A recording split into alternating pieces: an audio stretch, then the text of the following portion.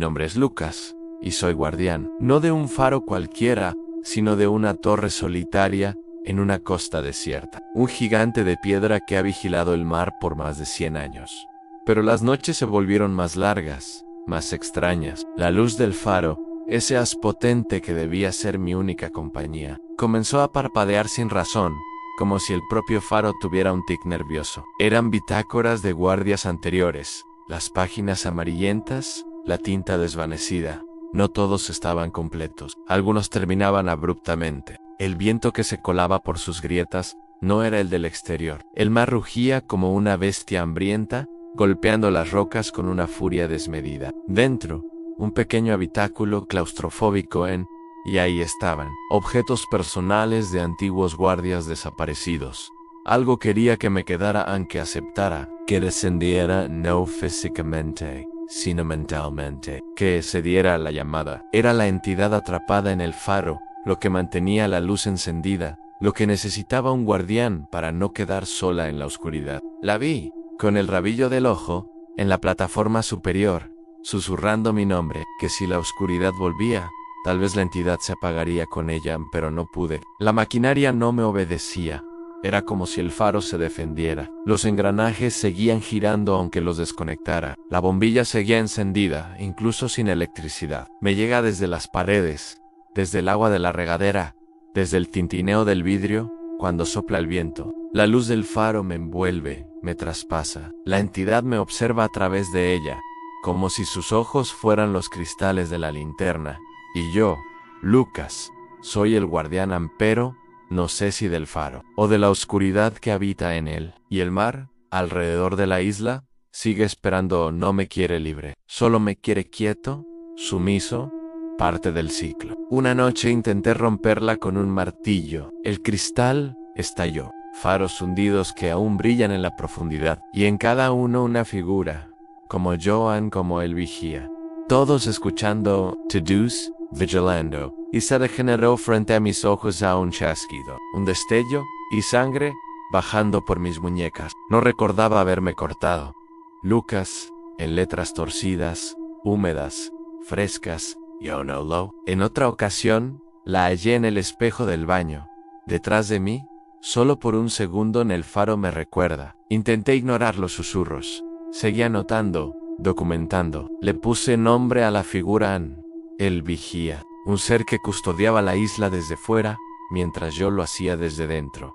Dos caras de la misma moneda, dos prisioneros. Tal vez todos los guardias anteriores terminaron igual, fundidos a la piedra, al metal, a la memoria del faro, atrapados no por bajochis, sino por el peso del deber, por la hipnosis del aislamiento. No tenía rostro, solo piel húmeda, translúcida, y unos ojos que brillaban como faroles hundidos. El faro me llamaba, me quería para sí. Mi vida se redujo a ese espacio claustrofóbico, mi mente un torbellino de miedos. Tenía que enfrentarla. ¿O huir empero? ¿A dónde? La isla era pequeña, el mar, infinito, y el bote que me trajo desapareció días después de mi llegada, arrastrado por una marea que no debió existir. Me di cuenta de que el faro no era solo una estructura, era una prisión para aquellos que respondían al llamado, una celda disfrazada de santuario. Cada generación enviaba unos centinelas al Laterio, y algunos jamás volvían. Se convertían en parte del mecanismo, que me integrara a lo que el faro era realmente: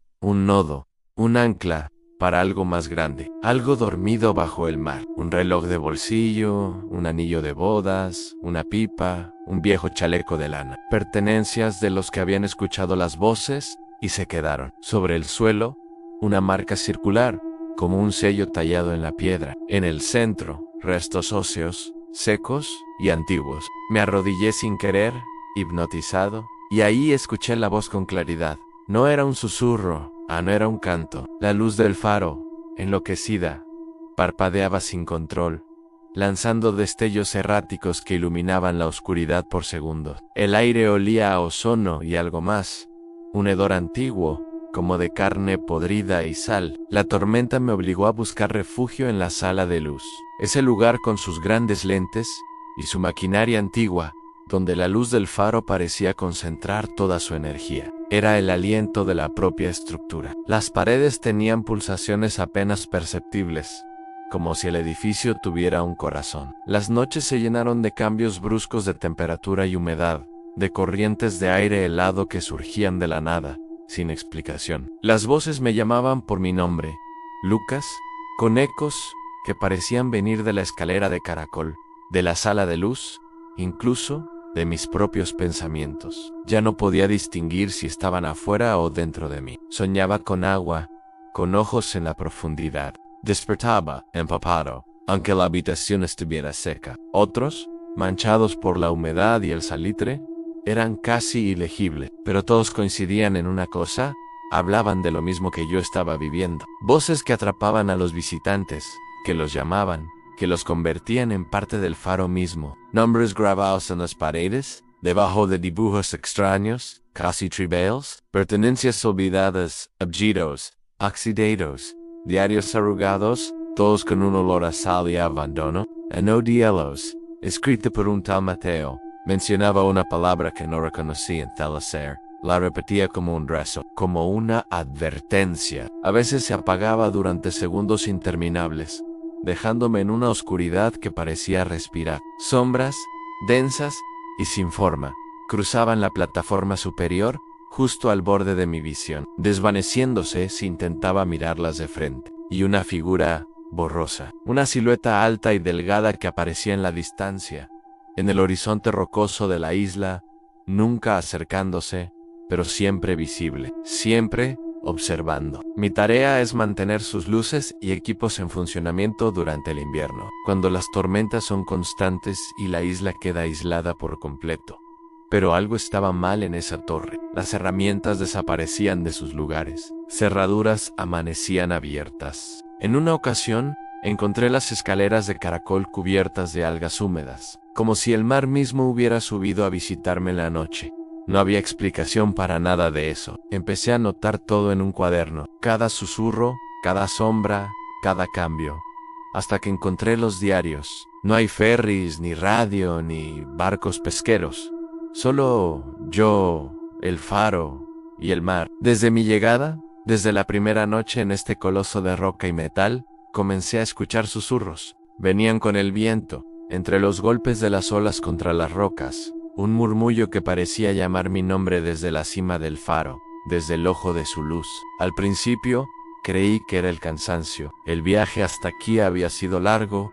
El aislamiento podía hacer que la mente jugara trucos. Los días eran grises y eternos. La rutina debía mantenerme cuerdo, al revisar generadores, limpiar las lentes, mantener los mecanismos girando. Estaban ocultos en un compartimento secreto en la sala de lectura. Detrás de una tabla suelta, el faro respiraba noise, metáfora. Una tormenta particularmente feroz azotó la isla. Rayos laceraban el cielo, truenos que hacían vibrar la misma piedra del faro. Fue ahí donde lo descubrí. Un espacio oculto, detrás de una de las paredes interiores, disimulado por una falsa mampostería. No entendía el idioma por la ausencia, una mezcla de nostalgia y terror, como si me cantaran desde el fondo del mar a la presencia. La sentí más fuerte que nunca. No quería que me fuera. La figura borrosa en la distancia ya no estaba tan lejos. Intenté apagar la luz. Pensé que así rompería el ciclo. Después de eso, dejé de luchar. Ahora, cada noche, el susurro se hace más fuerte. En mis sueños, bajo el agua, veo otras torres. Summer. Hoy encontré mi nombre grabado en la piedra, en el mismo lugar donde estaban los otros. La tinta se está acabando, pero no importa, porque la luz nunca se apaga, y la voz nunca calla. Y el faro, soy el guardián, y ya no queda nada más. Soy Claudia, conductora de autobús. Mi oficina es la carretera. Mi compañía, la noche. Manejo una ruta rural que serpentea por pueblos que duermen y cruza tramos donde la niebla suele caer con una fuerza que te traga por completo. Mi autobús, con sus asientos gastados y luces tenues, es mi búnker en la oscuridad. A veces, cuando todos duermen y solo quedamos la máquina y yo, me siento como la última persona sobre la tierra. Aquella noche, la niebla era más espesa de lo normal. Las luces altas apenas rasguñaban la oscuridad, como si el aire se hubiera vuelto sólido. El motor vibraba en mis manos, y cada curva se volvía una apuesta. Y, sin embargo, allí estaba una figura en la orilla, de pie, inmóvil, con la niebla girando a su alrededor como si lo protegiera. Frené de golpe, más por instinto que por otra cosa. Lo vi solo un segundo antes de que las luces lo envolvieran. Era un hombre, vestía ropa anticuada, como de otra época, un abrigo largo, de paño oscuro, y una gorra que parecía sacada de una película vieja. Su rostro estaba cubierto por sombras, pero aún así sentí que me miraba. No recuerdo haber abierto la puerta, ni escuché los pasos, pero cuando miré por el espejo retrovisor, ya estaba sentado, en el último asiento, erguido, sin moverse, como una sombra olvidada. No dijo palabra, no pidió boleto, ni siquiera giró la cabeza. Su mirada estaba fija en la ventana, aunque afuera no había nada que ver más allá de la negrura y el velo denso de la niebla. Durante los primeros kilómetros intenté convencerme de que lo había imaginado, que era el cansancio o el juego de luces, pero podía oír su respiración, apenas perceptible, y algo en el aire había cambiado. El autobús se volvió más frío, como si de pronto todo el calor se hubiera escapado. La calefacción estaba encendida, pero no servía de nada. El frío era diferente, no era solo temperatura, era un frío que parecía venir desde adentro del metal, desde los asientos, desde los cristales. Miraba constantemente el retrovisor. Cada vez que lo hacía, él seguía ahí, siempre en la misma posición, siempre mirando hacia afuera, nunca hacia mí. Las paradas siguientes estaban vacías, bancas cubiertas de escarcha, faroles parpadeando, carteles oxidados por el tiempo, pero en cada una, sentía como si alguien estuviera esperando. Vi movimientos, sombras entre los árboles, a veces, siluetas que se deslizaban en paralelo al autobús, flotando, sin tocar el suelo. Al acercarnos a un viejo puente de madera, el aire se volvió más pesado. El crujido bajo las llantas del autobús retumbaba como un lamento. El metal oxidado vibraba, y fue ahí cuando lo sentí con más fuerza, una presencia detrás de mí, no el pasajero del fondo, otra cosa, algo que caminaba por el pasillo. Aunque no escuchaba pasos, el aire se heló aún más. Volví a mirar por el retrovisor. Frené en seco, me levanté, recorrí el pasillo, ningún rastro del hombre. El motor seguía encendido, pero todo se sentía muerto. Miré afuera, niebla, niebla por todas partes. Era como si el mundo hubiera desaparecido, y solo quedáramos el autobús y yo, suspendidos en un lugar que no pertenecía a ninguna geografía. Rebobiné una y otra vez. Incluso busqué en los registros del sistema de abordaje. 0 registros, 0 validaciones. Solo yo, esa noche, ya en casa, intenté dormir. No pude. Mi teléfono vibró. Era un mensaje sin remitente. Y luego, llamadas, voces distorsionadas. No una, sino muchas. Todas susurrando mi nombre, Claudia, Claudia, Claudia. Los días siguientes no mejoraron. Cada vez que tomaba la ruta nocturna, la niebla aparecía más temprano, más densa, más viva. En ocasiones, Veía reflejos en las ventanas del autobús que no coincidían con el paisaje. Parecían otras carreteras, con faroles distintos, con árboles que no reconocía. En una parada vi un cartel corroído con un nombre escrito en una caligrafía que parecía manuscrita, Paso del Olvido. Ese lugar no existe en mi ruta, no existe en ningún mapa. Consulté con otros conductores viejos. Uno de ellos, Julián, me habló con los ojos bajos, como si recordara algo que prefería olvidar. Hay rutas que cruzan más que pueblos, me dijo.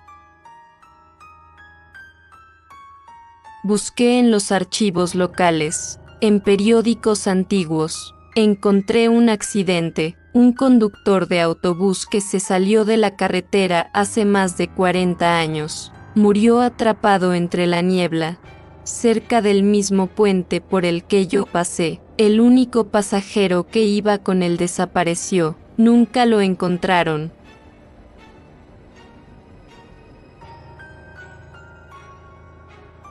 La leyenda hablaba del pasajero de la niebla, un espíritu que sube sin ser visto y que solo se manifiesta ante quienes están cerca de cruzar. Desde entonces, mi vida dejó de ser mía. Las voces en el teléfono se intensificaron. Ahora eran más nítidas. A veces, mi propia voz hablándome, diciendo frases que no recordaba haber dicho. En una grabación escuché ya casi. En una ocasión, manejé por más de 1 hora sin reconocer ningún punto del camino. Cuando finalmente regresé a la ruta normal, el reloj había retrocedido 10 minutos. Una noche, al mirar por el retrovisor, no vi un solo hombre en el fondo. Vi 5 figuras, todas sentadas, todas mirando hacia mí. No parpadeaban, no se movían. Al girarme para verlas,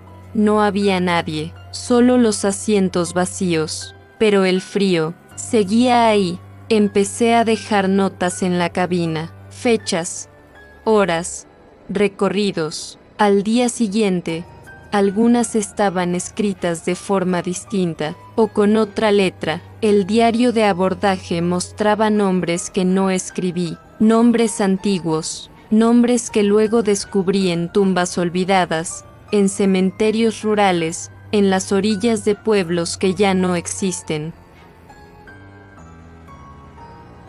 Y entonces, lo vi, no al pasajero, a mí, reflejada en el parabrisas, de pie al fondo del autobús, mirándome con una expresión que no era mía. Sonreía, y detrás de esa figura, otra docena de sombras comenzaba a formar fila. Me negué a seguir conduciendo, pedí el cambio de turno, pero el supervisor me dijo que no había nadie más disponible, que la ruta me había sido asignada específicamente. Tú sabes los caminos, tú sabes cómo manejar en la niebla, me dijo, y sentí que su voz, por un instante, no era suya, que algo hablaba a través de él. A veces, antes de arrancar, escucho un golpecito en la puerta trasera. Ya no sé si soy la conductora o si soy parte del pasaje, si conduzco entre pueblos reales o entre fantasmas, si esta ruta lleva a terminales o a algo más. Lo único que sé con certeza es esto: cuando la niebla baja, no la atraviesas, ella te atraviesa a ti. Mi nombre es Raúl. Soy el encargado de mantenimiento en un hotel antiguo, de esos con moqueta raída, vitrales empolvados y un aroma perpetuo a polvo. Humedad y algo más difícil de nombrar, algo viejo. Algo que se arrastra por los pasillos cuando nadie mira. El tipo de lugar que parece suspendido en el tiempo. Lleno de habitaciones que nadie visita y secretos que nunca fueron limpiados del todo. El hotel se llama San Ignacio y está en lo alto de una colina. aislado del bullicio moderno. Fue lujoso en su época. Según cuentan los libros que aún reposan en vitrinas selladas del lobby. Ahora solo llegan turistas despistados o personas que buscan el silencio absoluto. Pero hay una razón más profunda por la que el hotel rara vez se llena. Todos, desde recepcionistas hasta huéspedes, saben que hay una habitación que nadie ocupa, la 27. No aparece en el sistema. En el mapa de evacuación fue tachada con tinta negra. Lleva años cerrada, oxidada, sellada por dentro y por fuera. Las historias varían. Unos dicen que una pareja se suicidó allí. Otros que una huésped desapareció una noche sin dejar rastro. Pero todos coinciden en algo: los que entran no vuelven igual, o simplemente no vuelven, o despiertan en otra cama, con los recuerdos trozados, gritando por cosas que no saben explicar. Esa noche comenzó como cualquier otra. Estaba limpiando el segundo piso, el más viejo, el más oscuro. Las lámparas parpadeaban, como si algo respirara en la instalación eléctrica. Los pasillos son largos, silenciosos, llenos de puertas cerradas como ojos dormidos. Mientras pasaba el trapo por la baranda de la escalera, noté algo extraño en la esquina del corredor. Justo frente a la habitación 27, una figura cubierta con una sábana amarillenta. No estaba antes. Lo habría notado. Me acerqué. Era grande, rectangular. El polvo sobre la tela era tan grueso que se agrietaba al moverla. Giré con suavidad, esperando encontrar un espejo viejo o una señal rota. Pero debajo era un cuadro, un retrato. Una mujer, joven, de ojos grandes, negros como petróleo, labios entreabiertos, pelo oscuro recogido con cuidado.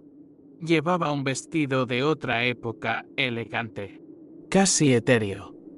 Pero lo que más me perturbó fue su mirada. Me seguía. No importaba cómo me moviera, los ojos estaban fijos en mí. No había expresión de amenaza, pero sí algo más difícil de enfrentar: reconocimiento. Como si supiera algo de mí. Como si llevara mucho tiempo esperando que yo llegara. Volví al cuarto de mantenimiento, pero no podía sacarme la imagen de la cabeza. Decidí instalarme por esa noche en la habitación 29, cercana al cuadro, para vigilarlo. Tal vez tenía miedo de que desapareciera, o de que hiciera algo. Las habitaciones de ese piso no se usan mucho y la 29 en particular tiene un aire de museo abandonado. Muebles pesados cubiertos de polvo, papel tapiz que se despega en tiras y una lámpara de techo que tiembla al menor ruido. Esa primera noche lo noté. Mis cosas se movían. El cepillo de dientes apareció junto al interruptor de la lámpara. Mis llaves estaban dentro de un vaso en el baño. Pensé que estaba cansado, que tal vez las había dejado allí sin darme cuenta. Pero al despertar, vi algo más. La mujer del cuadro, reflejada en el espejo del armario, no estaba allí en realidad, pero la imagen seguía apareciendo en los reflejos, en la ventana, en el agua del lavabo. Incluso al cerrar los ojos, a veces la veía detrás de mí por un instante. Siempre callada, siempre esperando. Una madrugada encendí la radio de la habitación. Solo se oían susurros, voces lejanas, como lamentos viajando por cables oxidados. Algunas veces se repetía un solo nombre, otras veces eran varias voces superpuestas. Murmullos que decían cosas que no podía entender del todo. Pero la palabra ayuda era clara, dolorosa. Comencé a obsesionarme. Empecé a pasar más tiempo en el segundo piso. Me sentaba frente al cuadro. Lo miraba por horas. Anotaba lo que sentía, lo que soñaba. Mis noches eran cada vez más inquietas, sueños donde caminaba por pasillos infinitos, donde ella me llamaba desde un fondo oscuro. En uno de ellos me encontraba dentro del cuadro, mis manos eran de pintura, y ella afuera, caminando libre por los pasillos del hotel. Decidí investigar. Bajé al cuarto de mantenimiento y forcé una cerradura oxidada que llevaba años sin abrirse. Encontré cajas viejas, registros polvorientos, bitácoras de personal que ya no trabaja aquí. Entre ellas, una carpeta con documentos sobre huéspedes desaparecidos, fechas sin explicación, y una foto. La mujer del cuadro. Tenía otro nombre entonces, pero su rostro era el mismo. Había estado hospedada en la habitación 27. Nunca salió. Más abajo en el expediente, anotaciones hechas a mano. Artista excéntrico. Pinta a huéspedes por encargo. Y una línea subrayada. Creía que el alma podía ser capturada si el retrato era lo suficientemente fiel. También encontré grabaciones. Viejas cintas de walkie-talkies usados por otros guardias. Mal conservadas. Llenas de interferencias. Pero al reproducirlas lentamente, al digitalizarlas y limpiar el audio, escuché lo mismo que yo había oído en la radio, voces que pedían ayuda, que suplicaban. ¿Y nombres? El de la mujer. Y otros. Nombres que no están en ningún registro actual del hotel. Y ahí entendí algo más oscuro. El cuadro no era una prisión.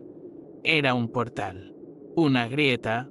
Un túnel entre la vida y la muerte, entre realidades, y cada cierto tiempo, la mujer intenta salir, para ocupar un lugar, para sustituir a alguien. Las luces del pasillo comenzaron a parpadear cada vez que pasaba frente al cuadro. Las puertas de habitaciones vacías se abrían solas en la madrugada. Sentía una presencia. Al principio, solo detrás de mí. Luego, más cerca. Como si respirara en mi nuca. Como si se arrastrara bajo la moqueta. Intenté sellar la habitación 29. Pero al volver del trabajo, encontré el cuadro recargado justo afuera. Había avanzado por el pasillo, solo unos centímetros. Pero había cambiado de lugar. Empecé a encerrarme, a aislarme, a dormir menos, a comer poco. Una noche reuní el valor. Me acerqué a la habitación 27. Usé la llave oxidada que había encontrado entre los registros. Al tocar la cerradura, sentí una vibración. Como si la puerta tuviera pulso. El picaporte estaba caliente. Abrí. ¿Y el aire dentro era distinto? Viejo. El tiempo no fluía allí dentro.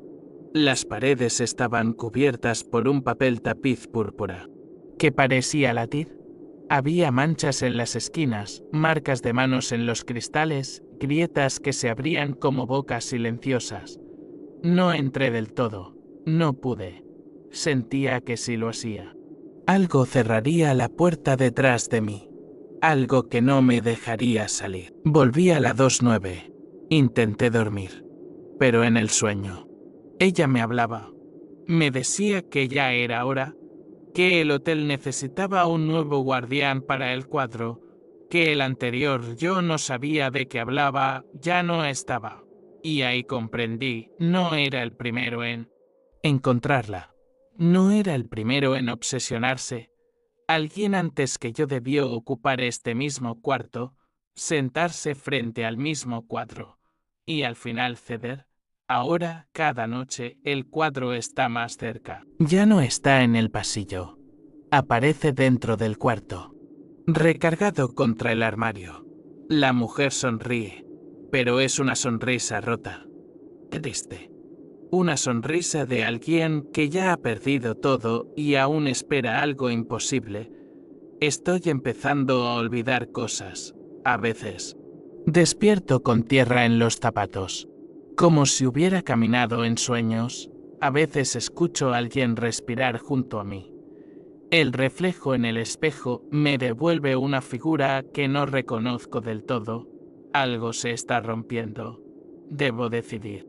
Enfrentarla, tocar el cuadro o huir. Pero ¿a dónde huiría? La siento en todos lados. Ya está en mis sueños, en mi sombra, en el eco de mis pasos. El portal está abierto. La habitación 27 ya no contiene lo que una vez encerró. Y la mujer del cuadro ya casi está fuera.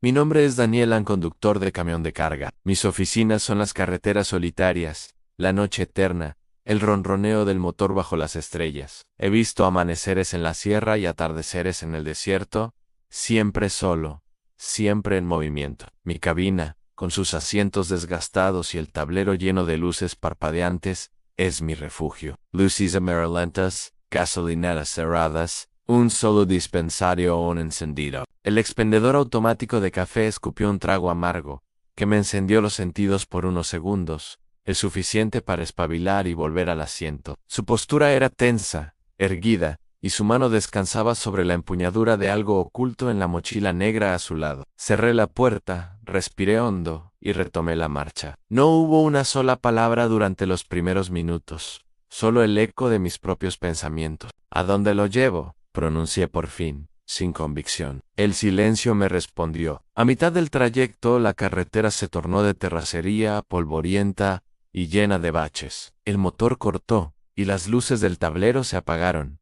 El silencio fue absoluto. Respiraba con dificultad. Entonces, como si el silencio se quebrara por dentro, escuché un golpeteo leve, metálico, proveniente de la caja del camión. Esta vez no con estática, sino con una voz nítida en una grabación antigua, un parte de tránsito. Sus ojos eran vacíos, pozos oscuros que absorbían la poca luz. Al revisar el interior del camión, encontré una fotografía antigua, pegada al parabrisas con cinta. Un grupo de transportistas, con uno al centro. Era él, mismo sombrero, misma mirada. Al dorso, escrito a mano: todos tenemos una carga que nos sigue, incluso después de la muerte. Sin pensar, encendí el motor. Funcionó, la radio estalló en estática, y luego se apagó. Arranqué sin decir palabra. El pasajero no volvió a hablar ni moverse. Solo desapareció, unos kilómetros más adelante, como si nunca hubiera estado ahí. Decía AN Unidad 47, chofer identificado como J. Ramírez. Última transmisión, 18 de febrero de 1947, han desaparecido en ruta a Sierra Negra, ANSE, presume, sin sobrevivientes. Luego, silencio, ni estática, nada. Un sonido seco, constante, como si alguien rascara desde dentro. Reuní fuerzas y caminé hacia atrás, con la linterna temblando en mi mano. Subí al parachoques trasero y abrí las puertas en vacío. Pero el frío que emergió de la caja era antinatural. Un vapor blanco escapó del interior como si fuese una cámara frigorífica, a pesar de que transportaba mercancía seca. Miré por el retrovisor interno y vi el asiento trasero vacío. El hombre de negro había desaparecido. Un vacío helado se apoderó de mí. Salí de la cabina con cautela y apoyé la mano en la puerta, revisando el exterior. La oscuridad era profunda, como si el camino y el bosque se hubiesen unido para engullirme. No había huellas de pisadas, ni rastro de mochila, ni siquiera una huella de neumático diferente en la tierra. Parecía un viejo camino de explotación forestal. Pasé junto a un viejo puesto de vigilancia abandonado. Una caseta semiderruida con un letrero desgastado que decía: «Bienvenidos a Sierra Negra». Quise detenerme allí, pero las puertas no respondieron a la palanca interna. Me armé de valor y golpeé el vidrio con el puño. No cedió. Intenté el del conductor, también trabada. Mi respiración era agitada, las manos temblorosas. El hombre de negro se limitó a encorvar un poco la cabeza. Intermittentment. Sentí una ráfaga de viento frío recorrer la cabina, helándome la nuca. No era la primera vez que me detenía allí, pero esa noche algo era diferente. El silencio se sentía más denso, casi físico, pero cada intento de comunicación se estrellaba contra su mutismo. «¿Regresas? ¿Tu camión? ¿Tu carga?» Sentí la piel de gallina. Giré el volante para orillar el camión en un pequeño ensanchamiento, pero las ruedas obedecieron. Otra orden, se desviaron solas hacia la maleza. El tráiler crujió, arrastrando ramas secas que golpeaban el chasis. Intenté dominarlo, corregir la trayectoria, pero mi cuerpo no respondía. El pasajero de negro levantó la cabeza por primera vez. En su sombra se movió sutilmente, y el motor pareció cambiar de tono, como si su mera presencia dificultara el funcionamiento mecánico. La temperatura descendió varios grados. Podía ver mi aliento condensarse frente al parabrisas. El tablero, de pronto, empezó a parpadear de modo irregular a luces de reserva, alertas de presión, incluso el indicador de freno de mano. Sin haber movido un interruptor, la radio se encendió sola, soltando estática apenas interrumpida por un murmullo lejano. Daniel, Daniel, la voz, gutural, distorsionada, repetía mi nombre con pausas, como si jugara a esconderlo. Parecía que el mundo entero contenía el aliento. Aquel día, el sol se ocultó tras un horizonte rojizo mientras descargaba mercancía en un pequeño almacén al pie de la carretera federal. A ninguna respuesta. Abrí la guantera y saqué mi teléfono móvil, pensando en llamar a la policía. La pantalla mostraba sin servicio. Intenté desbloquearlo, la huella no funcionaba, el código tampoco. Un escalofrío me recorrió la espalda. Estaba aislado, completamente incomunicado. El viaje de regreso era rutinario, 100 kilómetros de autopista solitaria, 3 estaciones de servicio, intermedias, y un tramo final de terracería. La bruma nocturna comenzó a formarse sobre el asfalto, y sentí el pulso de la soledad asentarse en mis hombros.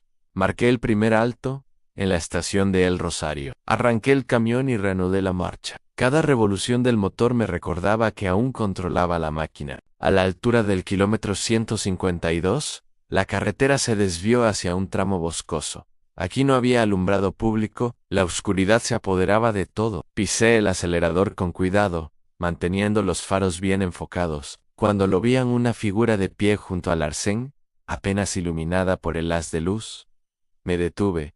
El motor ronroneó en bajo régimen. Aflojé el freno de mano. Puse la marcha atrás un par de metros e inspeccioné con la mirada a un hombre vestido de negro, sombrero de ala ancha, camisa de manga larga también negra. No desvié la mirada, pero mis manos empezaron a transpirar. Su rostro estaba oculto bajo la sombra del sombrero. Sin mediar palabra, abrí la puerta del camión con el chirrido metálico y lo invité con un gesto a subir. Él hice en muto, como si me hubiese estado esperando desde siempre. Regresé al volante, y antes de cerrar la puerta, lo miré de reojo. Los kilómetros pasaban y mi mente repasaba rutas alternativas para dejarlo en un pueblo cercano, preguntarle su destino. Giré el dial para apagar la radio. La estática se volvió más intensa y, a cada interferencia, distinguía fragmentos de frases. No. Logré frenar de emergencia cuando el camión volvió al asfalto. Con el corazón a 1000, respiré hondo y volví a preguntar, ¿por qué estás aquí? Continué la ruta, la cabina inundada por una tensión palpable. Cada kilómetro se sentía más eterno. El camión continuó rodando solo unos metros más, hasta que, sin previo aviso, se detuvo. Me senté en el estribo de la puerta sin atreverme a entrar ni a alejarme. Cerré de golpe, aterrado. Entonces, la radio volvió a encenderse sola. Decidí irme. Al volver a la cabina, el asiento del pasajero estaba ocupado de nuevo. El hombre de negro me miraba directamente por primera vez. Volví a casa al amanecer, sin detenerme. Al revisar el interior del camión, encontré una fotografía antigua, pegada al parabrisas con cinta, en un grupo de transportistas, o no al centro. Era él, al mismo sombrero, misma mirada. Al dorso, escrito a mano: todos tenemos una carga que nos sigue, incluso después de la muerte. Mi nombre es Marina. Soy conserje de noche en un edificio de oficinas antiguo, una mole de concreto y cristal en el corazón de la ciudad vieja. El lugar es enorme, con pasillos que parecen no tener fin, alfombras desgastadas por el paso de miles de vidas y luces fluorescentes que parpadean con un zumbido constante. Pero el verdadero corazón del edificio, o su veneno, es el ascensor. Solo uno, viejo, deteriorado, un armatoste de metal y cables que cruje y gime con cada viaje. Cada noche, cuando el edificio queda vacío, cuando el último oficinista se va y el silencio se vuelve denso, el ascensor empieza a emitir susurros. Al principio, los primeros días, creí que era mi imaginación, el cansancio, la soledad, apenas audibles, como el roce de hojas secas, como un lamento en el viento, pero pronto, noté que esos susurros formaban palabras, y esas palabras, a su vez, formaban frases. Me llamaban por mi nombre, Marina, Marina Valdés, y luego, advertencias, claras, concisas, no tomes el ascensor después de las 11 página, M, una noche, cerca de la medianoche, ignoré la advertencia, quizás fue el agotamiento, la curiosidad, o la sensación de que mi mente me estaba jugando una broma. Subí sola en el ascensor, presioné el botón del sótano, la cabina crujió, las luces parpadearon, se atenuaron, y la cabina se sumió en una oscuridad casi total. El panel se encendió, mostrando pisos que no existían, números negativos, símbolos extraños, signos que no reconocía. El ascensor no se detuvo en el sótano, se detuvo en un lugar que no figuraba en ningún plano. Las puertas se abrieron lentamente, con un silbido de aire gélido. Delante de mí, no había un pasillo de oficinas, solo un lugar oscuro y silencioso, lleno de ecos distantes. Las paredes eran invisibles en la penumbra, pero sentía una inmensidad, y sombras, figuras altas y delgadas moviéndose lentamente, esperando, como si el lugar estuviera lleno de almas. Salí del ascensor, que permaneció con sus puertas abiertas. Intenté sacar mi teléfono, sin señal, mi radio de seguridad, solo estática. Los botones del panel del ascensor cambiaron de lugar, y los espejos dentro de la cabina reflejaban figuras distorsionadas, caras que no eran la mía. Era como si el ascensor me hubiera llevado a una dimensión paralela, un lugar donde el tiempo no existía. Escuché las voces de nuevo, más claras, más fuertes, susurrantes, pero inconfundibles. Me llamaban por mi nombre, Marina. Eran voces de mujeres, de hombres, de niños, voces que me contaban historias de cómo llegaron ahí, de cómo intentaron subir al ascensor después de la hora prohibida. Eran las almas atrapadas, las que no pudieron salir. Avancé a tientas por la oscuridad, tropezando con objetos flotantes, distorsionados, que no lograba reconocer. El olor a humedad y polvo era abrumador. Sentía una presencia constante detrás de mí, como si me siguieran, me rodearan. Las luces del lugar se apagaban y encendían solas, creando un juego macabro de sombras danzarinas, revelando por un instante rostros pálidos, ojos vacíos, que me observaban desde la oscuridad. El ascensor se movió, las puertas se cerraron con un golpe seco. Quedé sola en esa dimensión oscura. La voz de mi madre, muerta hace años, me llamó desde la lejanía. Marina, vuelve, no es tu hora. Pero otras voces, miles, me suplicaban que me quedara, que me uniera a ellos, que encontrara mi descanso eterno en esa oscuridad. Me di cuenta de que el ascensor no era solo un transporte, era un portal, un lugar donde quedaban atrapadas las almas de quienes ignoraron la advertencia. En mi intento por salir, por encontrar una salida en ese laberinto sin fin, tuve que enfrentarme a mis propios miedos, a la idea de perder mi cordura, a la idea de perder mi propia identidad. Sabía que cada segundo que pasaba ahí, me acercaba más a convertirme en un susurro más en la frecuencia de ese lugar, a convertirme en otra sombra flotante. El susurro del ascensor se intensificó, me rodeó, era mi propia voz, ahora, pidiéndome que me rindiera, y sé que, tarde o temprano, me uniré a ellos, me convertiré en un eco, una de las almas que espera en el piso inexistente, a la próxima persona que se atreva a subir. después de las 11, pero aún no me he rendido. Encontré una habitación sin puertas, sin ventanas, iluminada por una luz tenue proveniente del suelo. En el centro, una silla de metal. Me senté ahí por horas, tal vez días, sin hambre, sin sed, escuchando los susurros que cuentan los secretos del edificio, de sus antiguos habitantes, de todos los que han desaparecido. Descubrí que este lugar tiene reglas, algunas cambiantes, otras inquebrantables. Una de ellas, si puedes recordar tu nombre completo durante el tiempo suficiente, puedes regresar. Lo repetí una y otra vez. Marina Valdés, como un mantra, una cuerda que me ataba al mundo que conocía. Las voces intentaron borrarlo, se metían en mi mente, me hablaban con mi voz, con la de mi madre, con la de mis jefes, intentaban confundirme, pero resistí, y entonces, el ascensor volvió, no el mismo, pero similar.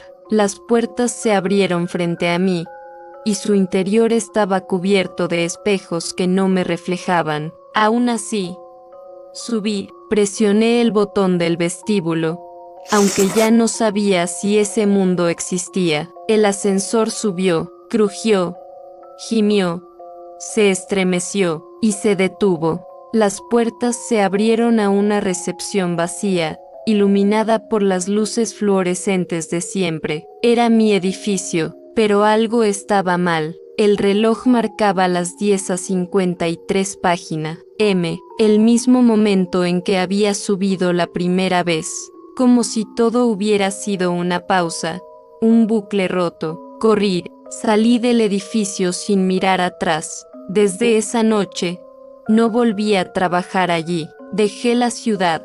Nadie creyó mi historia. Dijeron que colapsé por el estrés, que inventé todo, pero yo sé lo que viví, sé lo que vi, y lo más aterrador es que todas las noches, a las 11 página M exactas, mi antiguo teléfono de trabajo suena, y si contesto, escucho mi propia voz, pidiéndome que vuelva. Una noche contesté, solo por curiosidad, solo una vez. Mi voz me habló del otro lado, pero no era la que recordaba, era más grave, más hueca. Me dijo que no había salido del todo, que una parte de mí seguía allá abajo, atrapada en ese no lugar.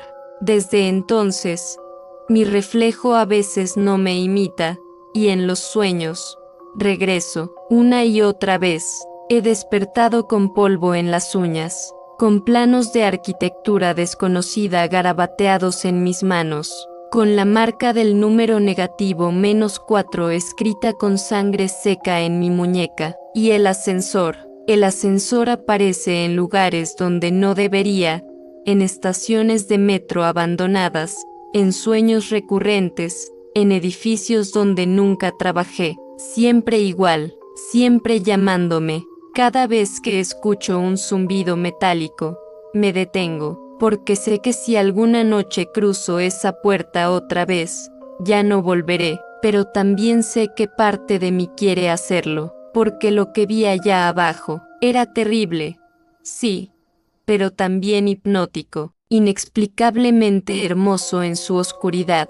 Ahora vivo lejos de la ciudad, en un pueblo donde no hay edificios altos, donde no hay ascensores, pero incluso aquí, en las madrugadas frías, he llegado a escuchar el eco de cables tensándose, de puertas que se deslizan con lentitud, y el zumbido, siempre el zumbido, y sé que llegará el día en que, por accidente o por voluntad, vuelva a presionar ese botón, porque los que hemos estado allá abajo, nunca salimos del todo.